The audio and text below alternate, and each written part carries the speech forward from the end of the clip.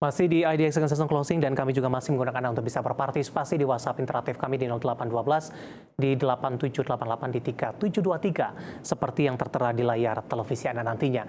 Langsung saja kita akan coba lihat saham-saham pilihan yang direkomendasikan dan mungkin saja bisa menjadi salah satu referensi untuk Anda. Saham pilihan yang pertama datang dari Tekim pemirsa, lebih ke arah trading buy dengan support yang bisa diperhatikan 6850, resisten hingga ke 7825. Kemudian dari retail ada Era, lebih ke arah spekulatif buy, supportnya adalah di 406, resisten hingga ke 486.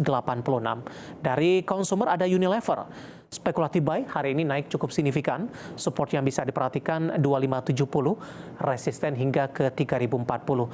Dan terakhir ada Medco yang hari ini juga melaju cukup kencang, spekulatif buy dengan supportnya di 1385, resisten hingga ke 1650. Empat saham pilihan yang direkomendasikan dan lagi-lagi keputusan investasi tetap ada di tangan pemirsa IDX Channel. Baik, kita lanjutkan perbincangan bersama dengan Bapak Hadrian Mainer Taslim selaku Associate Director PT Jasa Utama Capital Sekuritas. Pak Hadrian, kita lanjutkan kembali empat saham pilihan yang Anda rekomendasikan. Rata-rata hari ini mengalami penguatan Pak di tengah fluktuatif pergerakan indeks harga saham gabungan. Langsung saja kita ke Tekim, lebih ke arah trading buy. Di level berapa direkomendasikan trading buy untuk Tekim? Ya, untuk Tekim saya trading buy di area 7175 sampai 7275, jadi di area harga sekarang. Karena tadi sempat koreksi sedikit ya tutupannya. Nah, targetnya di 7825 dengan support 6850. Itu untuk Tekim. Baik, posisi pergerakannya ketika menyentuh level tertinggi sebelum perdagangan Oktober di tahun lalu, Pak Hadrian, saham Tekim lebih cenderung mengalami pelemahan yang cukup dalam dan sudah beberapa bulan terakhir ini belum mampu untuk balik ke 8 ribuan. Analisis Anda untuk Tekim? Ya, Tekim memang Oktober itu sempat high-nya di 10.375 ya, lalu sempat downtrend, tapi saat ini sejak Februari kan bottom-nya di 6125 nih, di 6.000. Saat ini di 7125, jadi udah apresiasinya cukup lumayan. Nah, dan ini sudah di atas MA50, MA10 juga sudah di atas, MA20 juga sudah mulai menembus MA50. Jadi ini sudah mulai ke arah trennya sudah mulai naik. Nah, tinggal apakah dia bisa bertahan di atas level 7150 nih, yang jadi resistance saat ini. Dengan hari ini volumenya 2,68 kali ya, sekitar 44 miliar dibanding kata-kata dia sama sebulan. Jadi potensinya penguatan cukup terbuka ya untuk Tekim. Baik, kita beralih ke saham pilihan kedua dari retail ada Era, Pak. Hari ini juga naik signifikan 4,83%, tapi masih direkomendasikan spekulatif buy. Profil resiko apa yang mungkin masih terdapat untuk Era dan rekomendasinya masih lebih ke arah spekulatif buy, Pak Hadrian? Ya, era spekulatif buy karena sebenarnya ini masih downtrend secara jangka pendek ya. Habis dari 486 di penghujung Februari, lalu dia turun cukup signifikan sampai ke 406 low-nya. Nah, ini mulai ada reversal, mungkin seperti technical rebound, jadi saya bisa angkat jangka pendek dan spekulatif buy dengan area belinya Era adalah di sekitar 428 sampai 436 area harga sekarang, dengan targetnya bisa ke arah 486 nih, agak cukup lebar ya, 12% dengan supportnya 406 yang low yang selama seminggu terakhir ini. Nah, jika ada jebol support itu, kita boleh taking profit atau rebalancing dulu. Baik, apakah kondisi yang sama juga berlaku untuk Unilever, Pak? Meskipun dari beda sektor begitu, Unilever juga mengalami penguatan signifikan hari ini. Nah, untuk Unilever agak sedikit beda dengan Era, karena downtrend-nya dia sudah sempat konsolidasi dulu nih selama sebulan, kurang lebih sudah sideways cukup panjang. Dan breakout-nya cukup bagus ya, dengan volume 1,4 kali 86 miliar transaksi value hari ini, jadi cukup menarik ya. Untuk saya, Unilever juga kita rekomendasikan saham untuk dibeli dengan area 2740 sampai 2770 nih, area belinya dengan target 3040, cukup lebar juga 9%, dengan supportnya 2570 atau sekitar 7%. Jadi risk and reward-nya cukup menarik untuk Unilever. Cuma karena sideways-nya masih pendek, saran saya tetap disiplin dengan trading jangka pendek dulu ya, karena sideways-nya masih panjang. 3040 target sampai kapan, Pak Hadrian? Kurang lebih kalau dengan jangka menengah ini kurang lebih 1-2 bulan, Pak. Baik, saham pilihan yang ketiga. Kita beralih ke saham pilihan terakhir dari energi, ada Medco. Hari ini juga mengalami kenaikan yang cukup signifikan. 4,21%, intraday hari ini sempat ke 15,20. Analisis Anda untuk Medco? Ya, Medco kita rekomendasikan spekulatif buy juga karena sudah cukup mengalami kenaikan cukup signifikan ya. Jadi kita agak-agak ngejar nih, agak buy high sell higher di area 1480 sampai 1510 nih. Jadi dengan target 1650 dengan support 1385. Jadi kurang lebih one on one ya, risk and rewardnya 9%. Nah, karena Medco juga nih ditopang dengan kenaikan harga minyak ya, kemarin tembus $80 ya per barel. Baik, momentum sesaat juga kah Pak Medco ketika harga komoditas fluktuasinya juga cukup tinggi? Momentum jangka pendek sih Pak ini dengan Oke, baik. 4 saham pilihan yang direkomendasikan pemirsa ada Tekim, Era, Unilever, kemudian juga ada Medco, trading buy dan spekulatif buy. Dan lagi-lagi keputusan investasi tetap ada di tangan pemirsa IDX Channel. Pak Adrian, beberapa pertanyaan sudah masuk di WhatsApp interaktif kami Pak.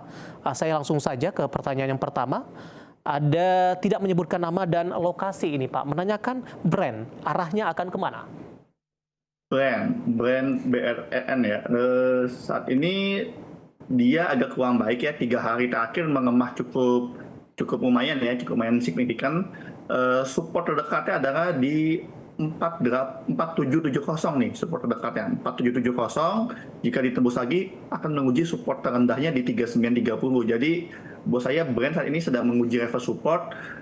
Jika yang punya saya lebih lihat mungkin bisa rebalancing dulu portfolionya. Ada 3 hari ini udah coba support ya, udah kurang menarik ya buat saya, lebih ke arah support. Nah kalau mau beli tunggu aja di supportnya, apakah dia ketahan apa enggak, ketahan baru kita lihat lagi.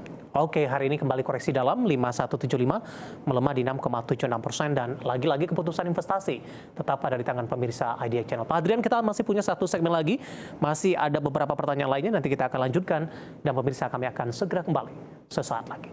Kita sudah sampai di segmen terakhir dan terima kasih juga untuk Anda yang masih bergabung bersama dengan kami. Pak Adrian, waktu kita cukup terbatas. Pertanyaan pertama di sesi ini, Bapak Wimur menanyakan PMMP, Pak, support dan resistennya. Tadi sempat koreksi cukup dalam ke 302, berbalik arah mengalami penguatan. Analisis Anda, support dan resisten untuk PMMP. Ya, PMME hari ini mengalami penguatan cukup baik ya, 4,4% dengan volume 1,5 kali nih volumenya dibanding rata-rata dia selama sebulan. Jadi buat saya ini trading buy boleh, dengan level support yang bisa diperhatikan adalah di 305 atau 10% dari harga sekarang, dengan resistannya adalah di 416 nih kurang lebih. Baik, selanjutnya ada Bapak Huanji, tidak menyebutkan lokasinya juga, menanyakan saham BRMS Pak, support dan resisten. Kalau mau entry di harga berapa? Atau secara teknikal direkomendasikan tidak untuk BRMS? BRMS hari ini cukup lumayan menarik ya, karena dia sebenarnya sempat reboundnya dari 138 ke 166, lalu koreksi di MA20 nih di 150 saat ini. Jadi 150 ini adalah buy on weakness, area boleh Anda buy on weakness jika besok candle hijau ya, di area 150 sampai 157 harga sekarang, dengan support terdekatnya cukup jauh nih di 138 atau 9% lagi. Resistennya bisa dilihat di 166 sampai 170. Nah itu tuh BRMS, jadi ada kesempatan buy on weakness di sini. Baik, selanjutnya ada Bapak Victor dari Malang menanyakan saham Astra Internasional. Ambil posisi 5150, tampaknya posisi harga penutupan saat ini masih bisa di hold tidak Pak? Ya, untuk Astra sendiri sebenarnya belum ada sinyal, masih sideways ya, sideways, jadi sahamnya masih konsolidasi aja. Masih hold karena tidak ada sinyal beli, tidak ada sinyal jual. Support terdekat yang perlu diperhatikan adalah di level support psikologis saja di 5.000 ya sampai 4.900, dengan resistennya yang cukup kuat adalah di 5.425. Nah, tapi jika Astra tembus 5.425, saran saya boleh hold karena ini ada potensi menuju level 6.000 baru terbuka setelah itu. Baik, selanjutnya ada Gede dari Bali menanyakan saham emiten kelapa sawit LSIP Pak.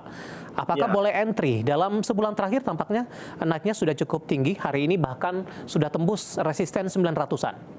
Ya, jadi LSIP ini ada penguatan dari harga komoditi juga ya. Di AARI, LSIP, DSNG cukup aktif ya mengalami penguatan. Untuk LSIP sendiri, saran saya boleh entry tapi juga spekulatif buy karena apresiasi harga udah 10% Pak kalau dari 820 nih dari akhir Februari. Jadi spekulatif buy, support terdekatnya adalah di 8660 nih atau di atas.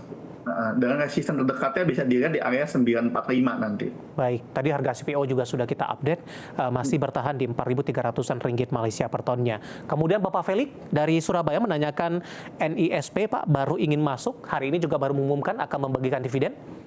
Ya, untuk NISP sendiri ini udah apresiasi harganya cukup bagus ya, bahkan udah dibilang all time highest ini sebenarnya. Jadi buat saya udah agak kurang bagus masuknya, udah kurang best moment.